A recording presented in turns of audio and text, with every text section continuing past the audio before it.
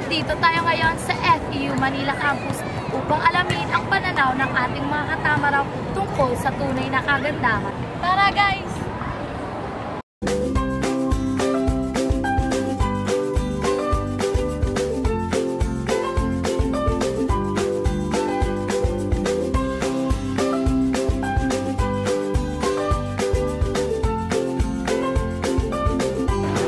Sa tingin mo, ano ba ang tunay na kagandahan?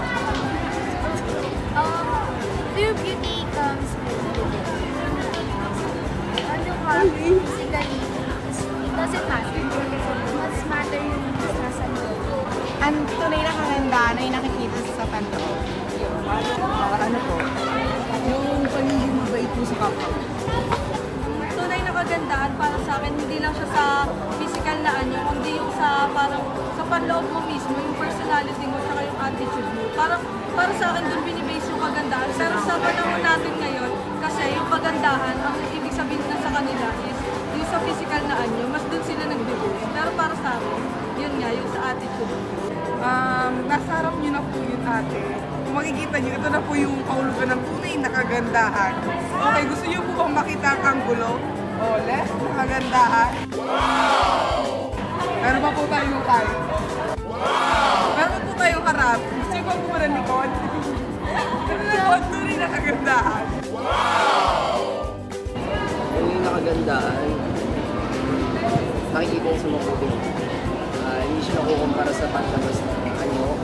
Makikita mo siya kapag mas nakilala mo yung tao. Kaya pala. Tunay na kagandahan ay natatagpuan sa nag-interview sa akin. Para sa akin, ang tunay na kagandahan ay hindi na yung nasa physical na kagandahan. Kundi sa kung anong nararamdaman at pinapakita ko sa ibang tao. Ang tunay na kagandahan, hindi siya nakabase sa lamang sa physical na kaano-ano. Ito yung pinagsama-samang mga katanungan na meron tayo na pumupukot sa pagkatao na sa kinuhan. Isasama mo yung paano makitungo yung isang tao, emosyonal, paano siya ma-accept. Lahat ng aspeto ng kagandahan dapat nakapasok sa lahat ng kaya lang, ang mali sa atin, ang kagandahan ay nakabase na sa physical na kagandahan. Tignan natin at yung pagbabasina ng ating pananaw patungkol sa kagandahan, naiiba-iba yung pamantayan natin sa kagandahan. Halimbawa, para sa ating mga Pilipino, kagandahan yung pagpuputi kasi yung bagay na gusto natin makita. Para naman sa mga Amerikano, maganda para sa kanila yung mag-tip kasi yung bagay na wala sila.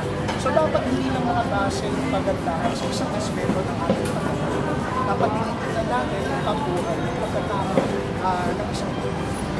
Ano ba sa tingin niyo po sa mga anak niyo? Okay lang, kasi willing ng pag-express ng sarili. Parang hindi naman obligado na pagkat nag-makeup ka. Ginagawa mo yung for other para sa sarili. Sa sarili mo, gusto ka ba bang baguhin? Actually, wala. Kasi ito na yung binigay ni Lord sa akin. So, bakit kailangan ko?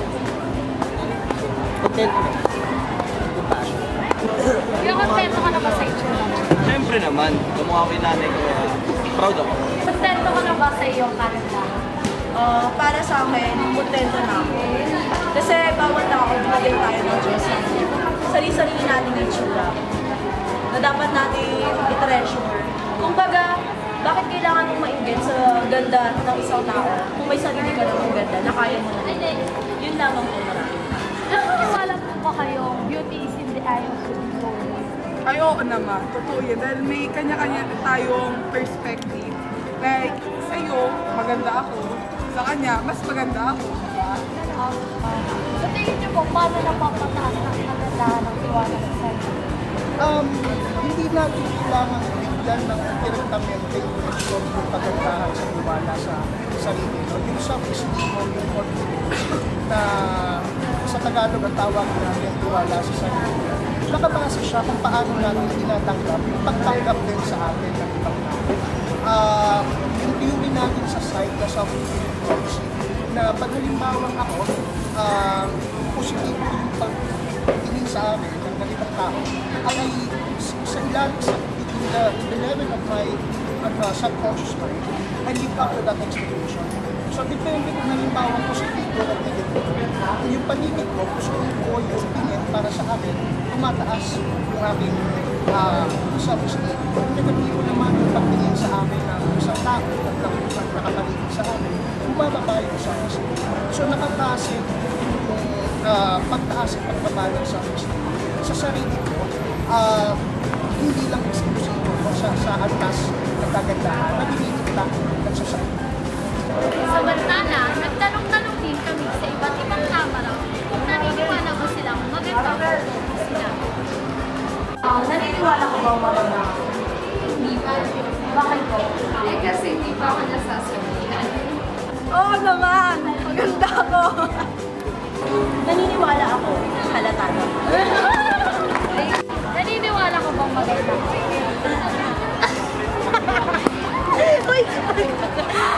Siyempre na! Oo, dapat sabi ng mami ko. Oo naman. Why not?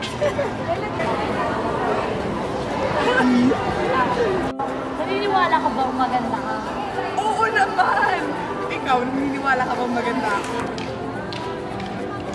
Karamihan sa mga sagot na aming nakalap ay sumasang-ayon sa paniniwala na ang kagandahan ay nasa paligid. Ayon ito sa theory of aesthetics ni Immanuel Kant, isang German philosopher. Ang kagandahan daw ay base sa sarili nating interes.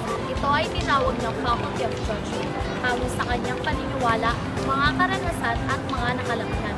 Ang paghusga ng kagandahan ay universal. At narinig na nga natin ang pananaw ng ating mga kasama tungkol sa tunay na kagandahan. Muli ako si Sunshine Cunanan para sa Philo TV. Ikaw, ano ba ang tunay na kagandahan?